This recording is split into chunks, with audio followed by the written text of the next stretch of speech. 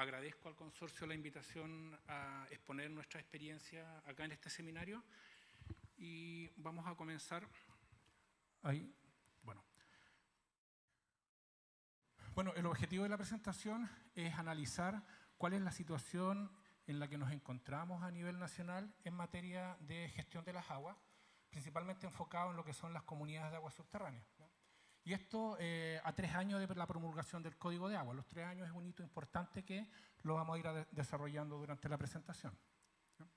La presentación la hemos dividido en 5 partes. Vamos a comenzar con un contexto necesario, algunos conceptos básicos que son 4 que es necesario tener claridad para poder entender lo que es la gestión de las aguas subterráneas, hablar sobre cómo se originan y cuál es el objetivo de estas comunidades de aguas subterráneas, el impacto de la reforma al Código de Agua respecto de estas temáticas y luego finalizar con unas consideraciones finales.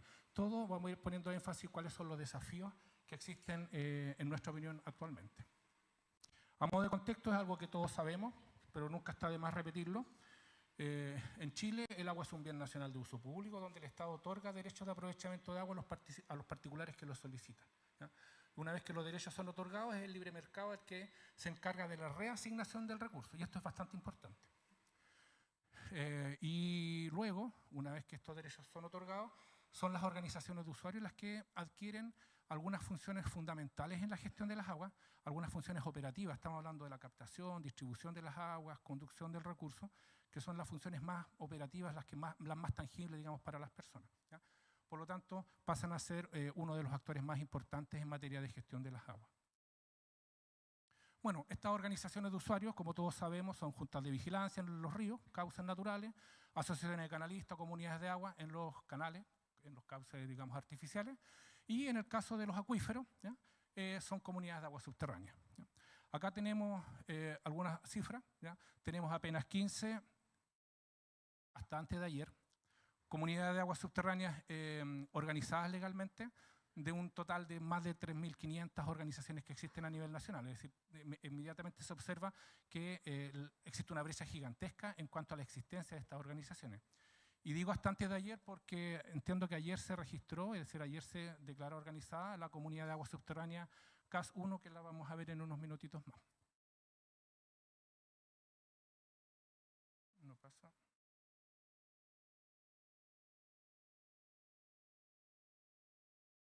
Ahí sí, perdón.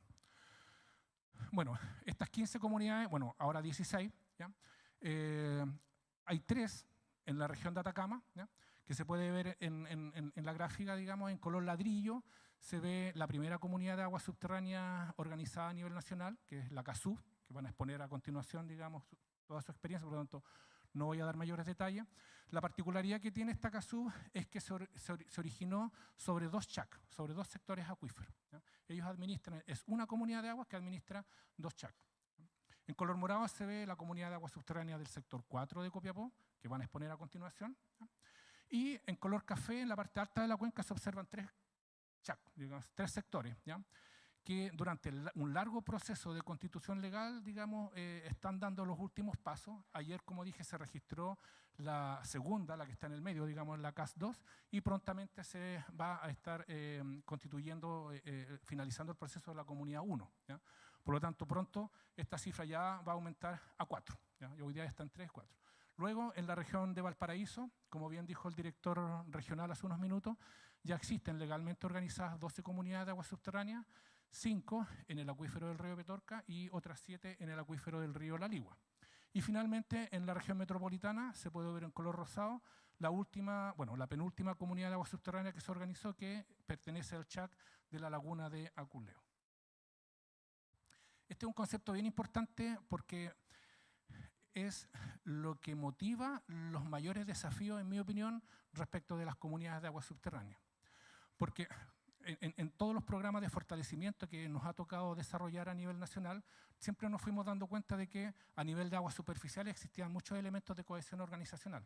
Si los usuarios tenían que limpiar el canal, independientemente que nos tengamos buena, que nos caigamos mal, de los conflictos, tenemos que limpiar el canal, nos tenemos que poner de acuerdo una vez al año a lo menos para limpiar el canal, para construir obras, para abrir la bocatoma. Por lo tanto, siempre se hacía necesario la existencia de la organización, ¿ya? Pero cuando empezamos a analizar a nivel de agua subterránea, nos dimos cuenta que estos elementos de cohesión prácticamente no existen, ¿ya? Protegerse en función de algún proyecto, una minera, cultura organizacional, digamos, pero son bastante menores y menos tangibles que estos elementos de cohesión que existen a nivel de aguas superficiales. Por lo tanto, esto genera uno de los principales desafíos también lo mencionaba el director regional hace unos minutos, de cómo hacer funcionar la comunidad. Cuando no existen estos elementos de cohesión es mucho más difícil que la comunidad funcione, por lo tanto requiere también otros esfuerzos, otros análisis para poder hacerla funcionar. A diferencia de las aguas superficiales, donde estos elementos de cohesión hacen que la organización funcione de por sí sola. ¿Por qué? Porque es una necesidad para los usuarios. Como dije, vamos a ver 4 conceptos básicos que es necesario comprender para entender lo que es la gestión de las aguas subterráneas. Primero, un acuífero, que desde la reforma al Código de Agua está definido en el Código de Agua.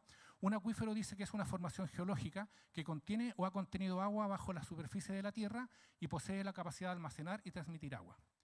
Mientras que un CHAC, que es un sector hidrogeológico de aprovechamiento común, es un acuífero o parte de un acuífero, eso es muy importante, cuyas características hidrológicas, espaciales y temporales permiten una delimitación para efectos de su evaluación hidrogeológica o gestión en forma independiente. Es decir, en palabras más simples, el acuífero, los límites los impone la naturaleza, ¿ya? Y el CHAC, los límites los impone la autoridad en un informe obviamente fundado, en un informe técnico fundado, ¿ya? A modo de ejemplo, en esta región, este es el acuífero del río Petorca, que está conformado por 5 CHAC, por 5 sectores acuíferos. Y es una tendencia, digamos, en el resto de los acuíferos. Por regla general, un acuífero está conformado por más de un CHAC. Y los otros 2 conceptos que son importantes entender para poder hablar de gestión de aguas subterráneas es áreas de restricción y zona de previsión.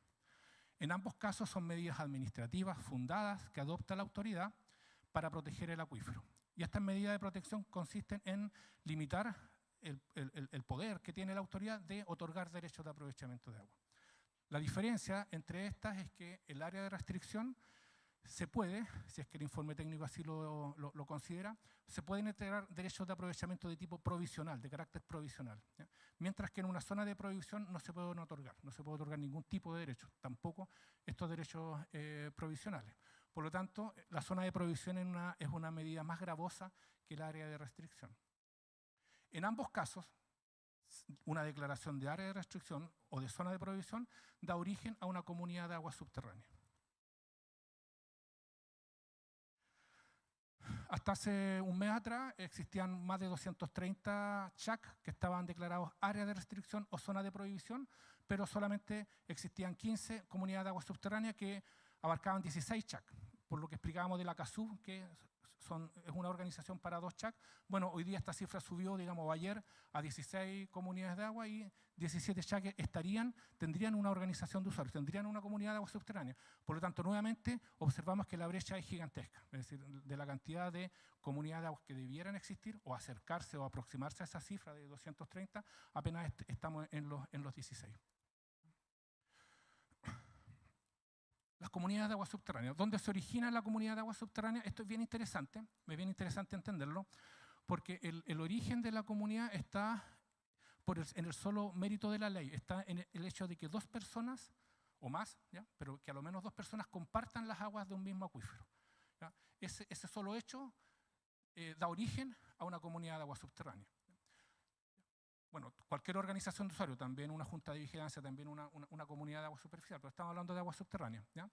Y dice, podrán reglamentar la comunidad que existe, o sea, no hay una obligación de hacerlo, dice podrán. Es decir, da origen a una comunidad de agua subterránea sin la obligación de que se constituya legalmente, ¿ya? Y el reglamento sobre normas de exploración y explotación de agua subterránea agregó CHAC. Por lo tanto, en un acuífero o en un CHAC, basta con que 2 personas o más compartan esa fuente de agua y la comunidad ya existe como consecuencia de ese hecho. Y podrán reglamentarse, ¿ya? Pero no es una obligación. Por lo tanto, aquí pasamos a lo que es una zona de prohibición, ¿ya? Donde ya hay una obligación.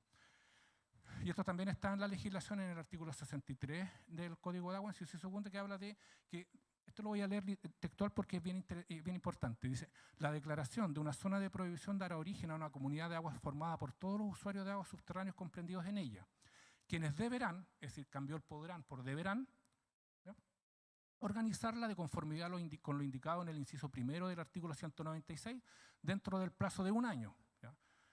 Es decir, ahora es obligatorio y además tiene un plazo bastante perentorio, un año, ¿ya? Toda vez que dicha comunidad se origina por el solo mérito de la ley, que era lo que explicábamos recién del artículo 186, no se podrá promover cuestión sobre su existencia conforme a lo señalado en el artículo 188. Eso lo dejé en rojo, lo voy a explicar un poco en las siguientes láminas, ¿ya? Transcurrido el plazo sin que la comunidad se haya organizado, la Dirección General de Aguas no podrá autorizar cambio de punto de captación en dicha zona respecto de aquellas personas que no se hayan hecho parte en el proceso de organización de la comunidad. Es decir, está la sanción.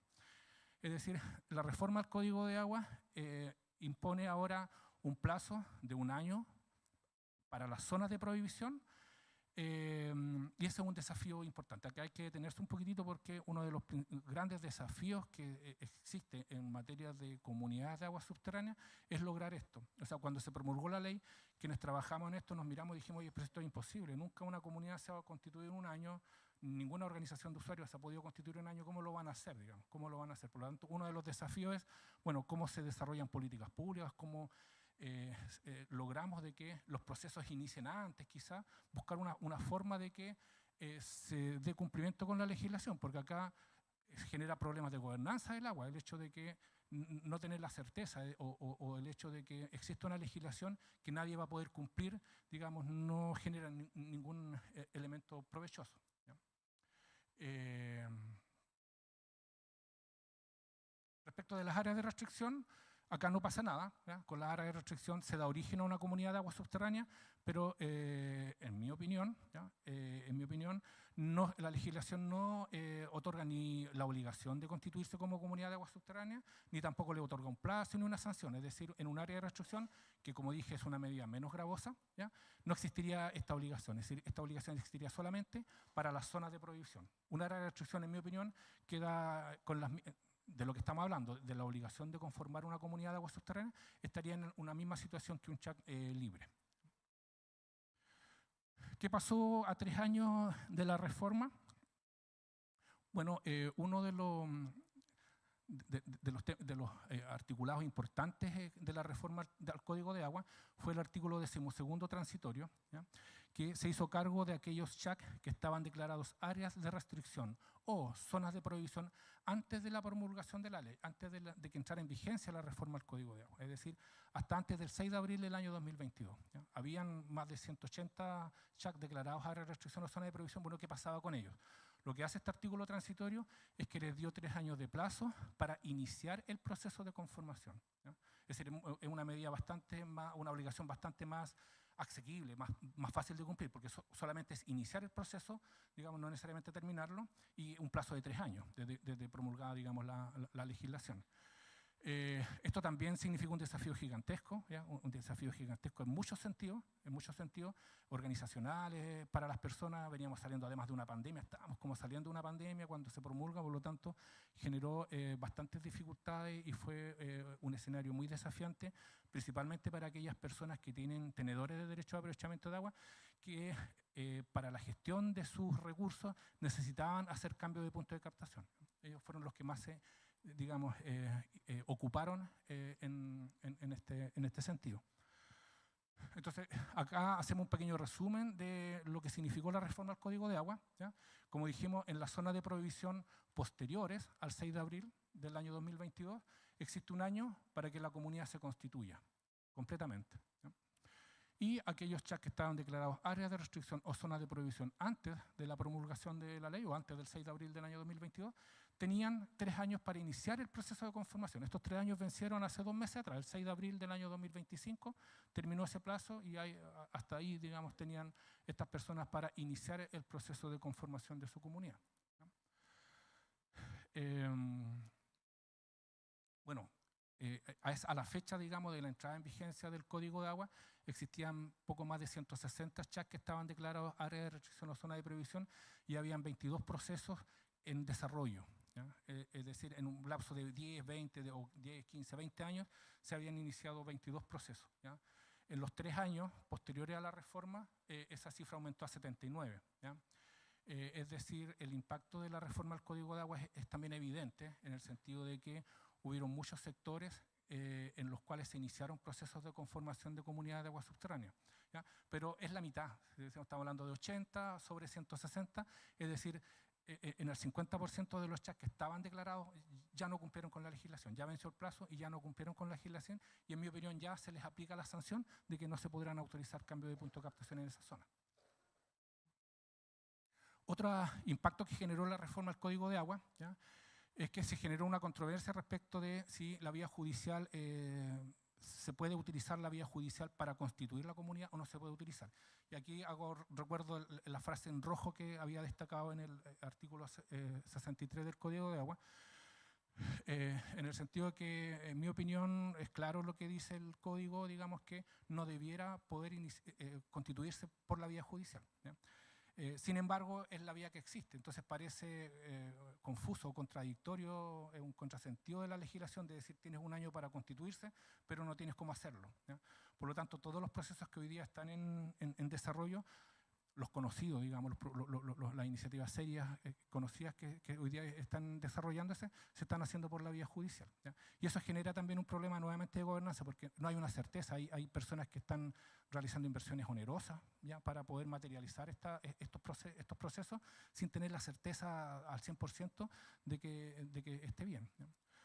Bueno, a raíz de lo mismo, también hubo una controversia al principio sobre qué significaba iniciar el trámite. Si iniciar el trámite era la presentación en el tribunal competente para constituir la comunidad de agua subterránea o el ingreso a registro en la Dirección General de Agua. Y eso también genera incerteza, que dificultan y generan sin ninguna duda problemas de gobernanza y sobre todo en las personas que necesitan iniciar los procesos o constituir la comunidad de agua subterránea. Y otro de los problemas que se generó fue duplicidad de causas. Ya hubo en algunos casos este frenesí o esta necesidad de distintos usuarios de iniciar el proceso de conformación.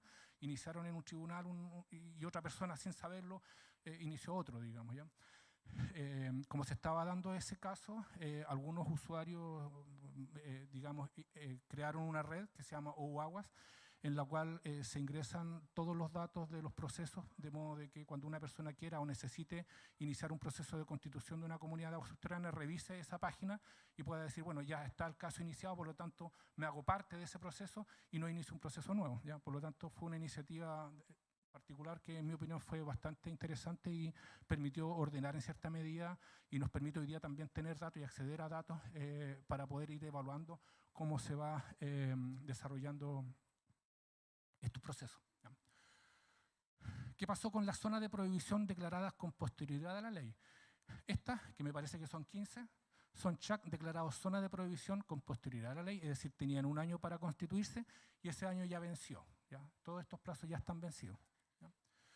Y estas son zonas de prohibición también declaradas con posterioridad a la ley, también tienen un año para organizarse y los plazos están prontos a vencer. Ya el 15 de julio vence uno, digamos, esta es la fecha de publicación en el diario oficial, ¿ya? En noviembre vence, digamos, es decir, estamos hablando de más de 40 sectores en los cuales fueron declarados zonas de prohibición, están con esta obligación de tener un año para constituirse y no se estarían constituyendo. Por lo tanto, nuevamente, en mi opinión, se genera un problema de gobernanza, porque tiene sentido tener una legislación que nadie la puede cumplir. No sé, ¿ya? Yo creo que a lo menos amerita un análisis. Para terminar, ¿ya? Algunas consideraciones finales respecto de lo que hemos estado diciendo. En mi opinión, se requieren algunas modificaciones legislativas. Primero, que facilite la conformación de comunidades de agua subterránea. Se habla mucho de permisología, que se requieren 400, 600, 700 permisos, que nos demoramos 10 años en un proyecto de inversión. Bueno, en constituir una comunidad de agua subterránea nos estamos demorando 10 años o más, ¿ya? Y no se requieren estos permisos. Por lo tanto, creo que es necesario remecerse un poco y decir, oye, no puede ser, nos tenemos que escandalizar, no puede ser que esos sean los plazos que nos está tomando. Por lo tanto, en mi opinión, debiera existir una legislación que facilite los procesos de conformación. Yo pongo un ejemplo ahí, digamos, pero también podría ser quizás, por ejemplo, una vía administrativa, como ya se hizo para perfeccionamiento de los derechos, como ya se hizo para las regularizaciones por el segundo transitorio. Yo no veo por qué no tener un procedimiento administrativo que permita, facilite y agilice los procesos de constitución de comunidades de agua subterránea. Otro desafío que tenemos en la materia modificación legislativa que facilite, por ejemplo, voy a hablar también de cosas domésticas, porque muchas veces cuando se modifica el Código de Aguas, cuando se habla de temas más bien ideológicos, más bien profundos, pero hay también temas muy domésticos que no los tocan, que no son tocados, y en mi opinión es un error porque debiéramos avanzar también en ese tipo de temas. Por ejemplo, la incorporación de los usuarios con posterioridad a la conformación de la comunidad. Las herramientas que existen hoy día es la persona que queda fuera de la organización la que tiene que demandar la incorporación y eso en aguas superficiales tiene sentido, por estos elementos de cohesión que hablábamos hace un rato. ¿Ya? Pero en aguas subterráneas una persona que quedó por alguna razón fuera del rol de ¿por qué razón va a gastar energía, dinero y tiempo, digamos, en incorporarse a la comunidad? Por lo tanto, podrían faltar herramientas legislativas que permitieran eso, y eso también, en mi opinión, podría facilitar los procesos de conformación. Avanzar respecto de la gestión conjunta de aguas superficiales y subterráneas. ¿Ya? En mi opinión, la reforma al Código de Aguas perdió una oportunidad gigantesca de poder haber avanzado en ese sentido. Recordemos que el año 2005, la ley 20.017 dio pasos importantísimos en ese sentido. ¿Ya? Es decir, al año 2005, la modificación al Código de Agua permite hoy día hablar de una gestión conjunta, pero no fue suficiente. Es decir, quedaron varios elementos ahí en los cuales se pudo haber avanzado. ¿Ya? Por ejemplo, alguna división accionaria distinta, digamos, que el peso accionario no sea el mismo, ¿ya? Porque el servicio del usuario, nosotros nos hemos dado cuenta que el usuario de agua subterránea dice, oye, ¿por qué yo le voy a pagar una cuota a la Junta de Vigilancia igual que el usuario superficial cuando el servicio que la Junta le presta al usuario es tangible, pero el servicio que me va a prestar a mí no es el mismo?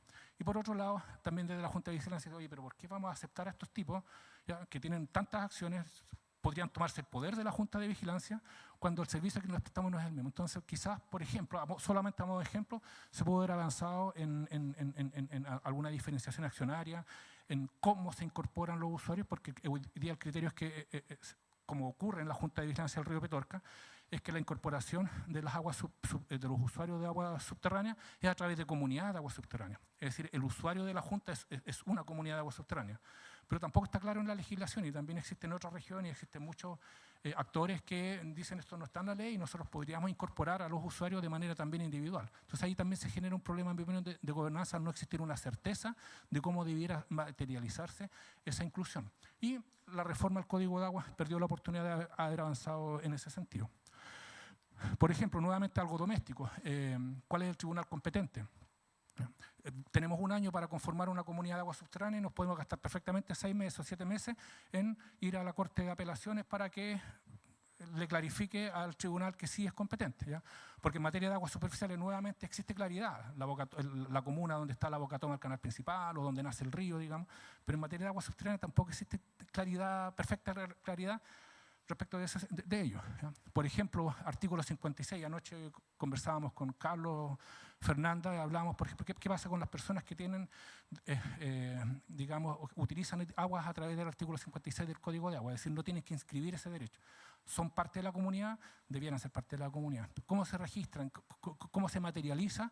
Tampoco existe, digamos, certeza en ese sentido, y en mi opinión también es algo medianamente doméstico, un poco más que doméstico, digamos, que debiera avanzarse en ese sentido. Y lo último, para terminar, también en mi opinión se requieren el desarrollo de políticas públicas. Primero, que reduzcan la brecha que existe en cuanto a la existencia de comunidades de aguas subterráneas. ¿Ya? Tenemos 16, ¿ya? En un horizonte de más de 300, por lo tanto, evidentemente esa brecha hay que reducirla. ¿Ya? También me llamó la atención de que era algo que se estaba haciendo, ¿ya? Es decir, existían iniciativas, por ejemplo, desde la Comisión Nacional de Riego, que promovían la constitución de comunidades de agua subterránea, y cuando se promulga la reforma al Código de Agua, es decir, cuando pasó a ser obligatorio, se dejó de hacer. Entonces también llama la atención de qué pasó, digamos, respecto de las políticas públicas, ¿ya? Difundir los alcances de la normativa, perdón, principalmente respecto de las zonas de prohibición que se vayan declarando. A mí me tocó estar en todas las comunas, por ejemplo, de la región de Coquimbo, y entrevistando profesionales de esas comunas, y en ninguna, créanme que en ninguna existía conocimiento respecto de la temática, en ninguna sabían que habían sido declarados zonas de prohibición y que tenían un año para conformar su comunidad de agua. Por lo tanto, en mi opinión, se requiere incluso más que difusión, a lo menos difusión, pero también capacitación, digamos, a los actores de los distintos territorios, que conozcan la normativa y que, digamos, se antepongan a los desafíos que la reforma al Código de Agua impuso respecto de las comunidades de aguas subterráneas. Y lo último, apoyo en el financiamiento de los procesos de conformación. ¿Por qué lo digo? Me invitaron a participar en algunos procesos en los cuales no se podía llegar a acuerdo porque los usuarios decían, pero ¿quién paga? Porque también se generó un incentivo perverso, en mi opinión, ante la obligatoriedad y ante lo perentorio de los plazos. Quien financiaba era el que estaba más necesitado de la conformación de la comunidad o de iniciar el proceso, ¿ya? Entonces, cuando era una empresa minera, claro, uno dice, bueno, tiene plata que la ocupe. Cuando es una sanitaria, lo mismo. Pero en algunos casos donde no existía esa persona, digamos, con los recursos suficientes como para hacerse cargo de los costos, no llegaban a ningún acuerdo. Porque lo más oneroso del proceso es la elaboración del catastro.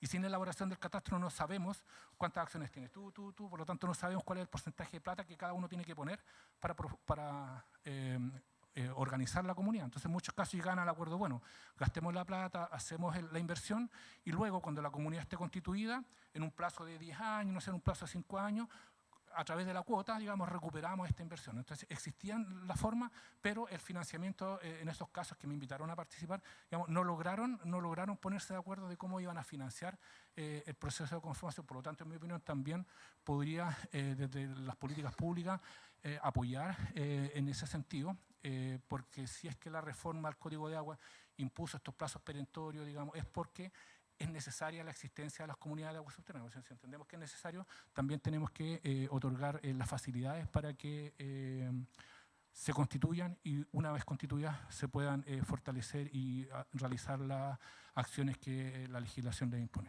Muchas gracias.